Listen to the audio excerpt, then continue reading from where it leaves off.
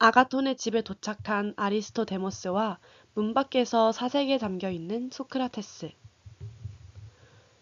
오, 아리스토데모스. 식사하기 좋은 시간에 왔군.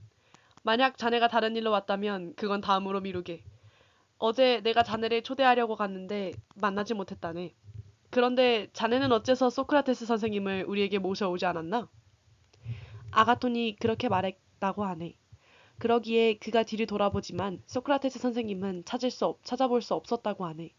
그래서 그는 소크라테스 선생님께서 내게 저녁 식사를 같이 하자고 말씀하셔서 선생님과 함께 왔다고 그들에게 말했다고 하네. 아가톤이 말했다고 하네. 자네가 와서 다행이네. 그런데 선생님은 어디 계신가? 바로 뒤에서 따라오고 계셨는데 나도 선생님이 어디 계신지 궁금하군. 아가톤이 아이에게 말했다고 하네. 너는 곧장 가서 소크라테스 선생님을 모셔올 수 있는지 살펴봐라.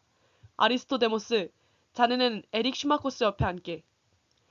그러자 한 아이가 그를 씻기고는 기댈 수 있도록 해줬고 소크라테스 선생님을 찾으러 밖으로 나갔던 아이가 돌아와서는 소크라테스 선생님께서 계시기는 한데 옆집 현관문 앞에 서 계시기에 들어오라고 말씀드리자 들어오지 않으려 하신다는 소식을 전해줬다고 하네. 아가톤이 말했다고 하네. 너는 이상한 이야기라는구나. 가서 오시라고 말씀드리고 다른 데로 가시게 하지 말거라. 그러자 아리스토데모스가 이를 막고는 이렇게 말했다고 하네. 아니, 그분을 혼자 계시게 그대로 두게. 그건 그분의 습관이네. 때때로 선생님은 아무데로나 가셔서는 그곳에 서 계시곤 한다네. 내 생각에 선생님은 곧 오실 테니 그렇게 계시도록 하게. 아카톤이 말했다고 하네. 그러면 잘 알았네. 자네가 그렇게 말하니 말이야. 그리고는 아이들에게 말했다고 하네.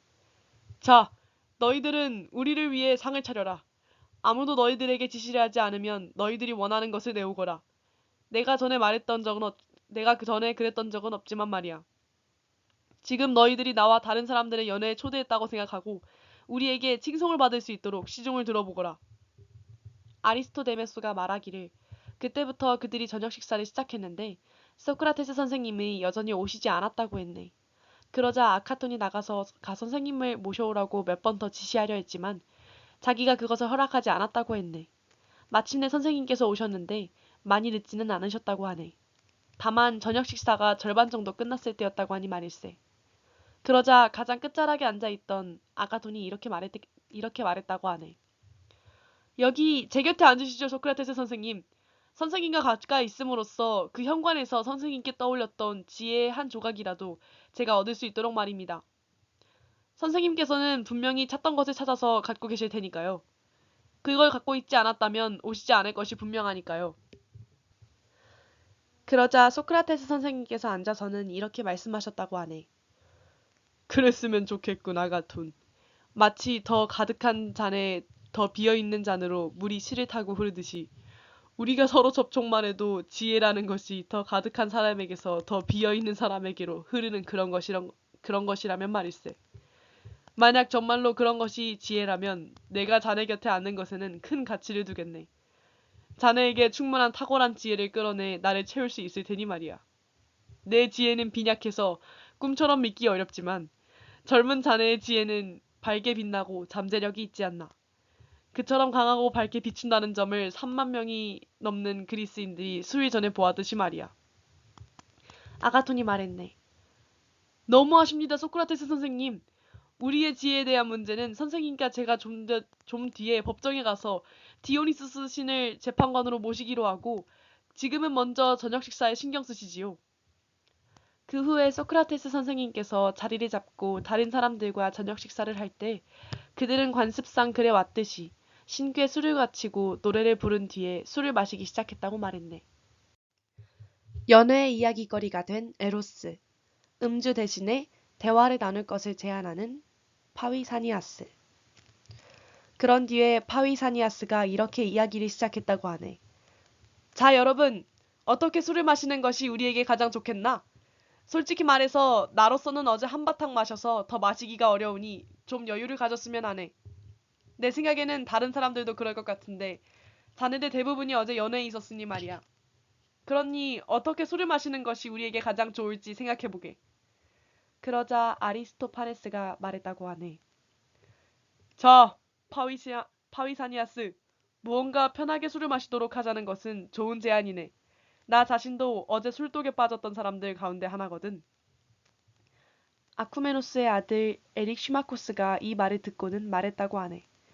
말 잘했네. 그런데 나는 자네들 가운데 한 사람에게서 의견을 듣고 싶은데 술을 마시는 것에 대해 아가톤이 어떻게 생각하는지 말이야. 아가톤이 말했다고 하네. 아닐세. 나도 그럴 상태가 아니네. 그러자 다른 사람, 에릭 슈마코스이 말했다고 하네. 자네들과 같은 술꾼들이 더 마시지 못하겠다고 하니 나와 아리스토데모스, 파이드로스, 그리고 여기 있는 이 사람들에게는 다행스러워 보이네. 왜냐하면 우리는 항상 술이 약하니까 말이지. 물론 소크라테스 선생님은 예외로 하고 말이네.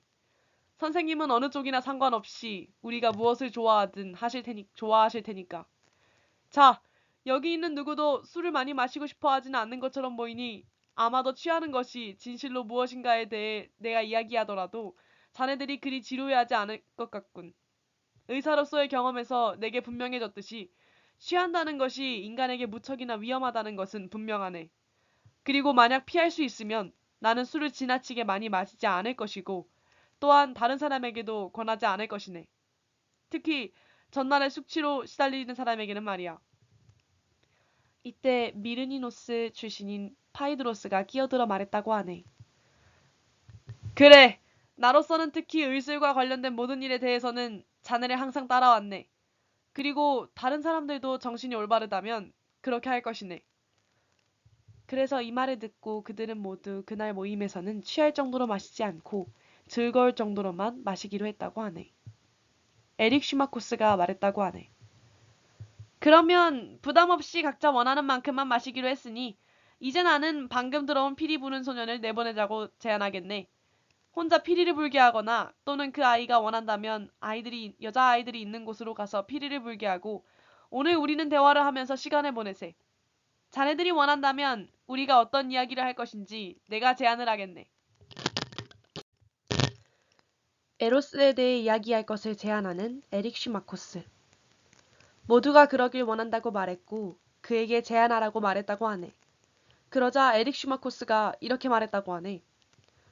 나는 에우리피데스의 연극에 등장하는 멜라니페의 말을 인용하면서 시작하겠네만 내가 말하려는 그의 이야기는 나의 것이 아니라 여기 있는 파이드로스의 것이네. 파이드로스는 종종 내게 이런 불만을 토로했다네. 에릭 슈마코스, 다른 시인들에 대해서도 시인들이 그들을 위해 지은 찬송가와 기도문이 있는데 지금까지 살았던 그 많은 시인들 가운데 단 한 사람도 아주 오래되고 위대한 사랑의 친에 찬미하는 노래를 짓지 않았다니 너무 심한 건 아닌가? 만약 원한다면 훌륭한 소피스트들과 그들이 헤라클레스와 다른 사람들을 위해 지은 찬미가를 생각해보게. 예를 들어 가장 뛰어난 프로디코스 같은 사람 말일세. 라고 말이야. 이것이 사실 그리 놀랄 일은 아니지만 누군가가 지은 책을 보았던 기억이 나는군.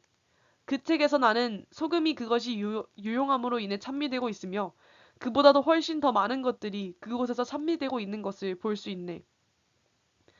사람들이 그 사소한 것에 대해서도 이 모든 노력을 기울이는 반면에 지금껏 단 한 사람도 사랑에 적합한 찬미가를 만들지 않았음을 생각해보게. 그처럼 위대한 신이 그처럼 홀대를 받아왔다니.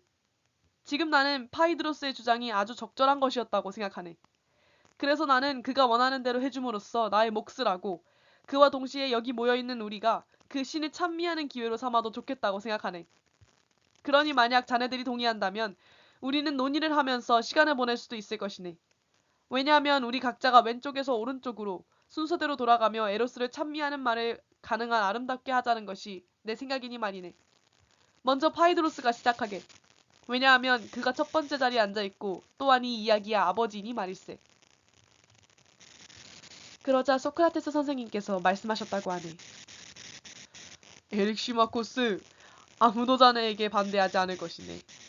나는 사랑 외에는 아무것도 없다고 해왔던 터라 달리 거절할 방법을 모르겠고 아가톤과 파우사니아스도 그럴 것이고 디오니소스와 아프로디테에게 온 시간을 쏟는 아리스토파네스도 그러지 못할 것이며 또한 내 앞에 있는 그 누구도 그러지 못할 것이네.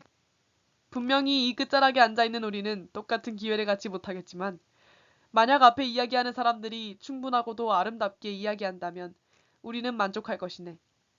이제 모든 행운이 함께하기를 빌며 파이드로스 자네의 이야기를 시작해서 에로스에 대한 찬미를 들려주게. 이에 대해 그들 모두가 동의했고 소크라테스 선생님께서 말씀하셨던 대로 하기로 했다고 하네.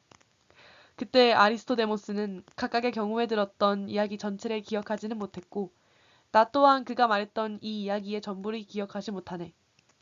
그러나 그들이 말한 것들 가운데 내가 가장 기억할 만한 것들을 자네에게 들은 대로 말해주겠네.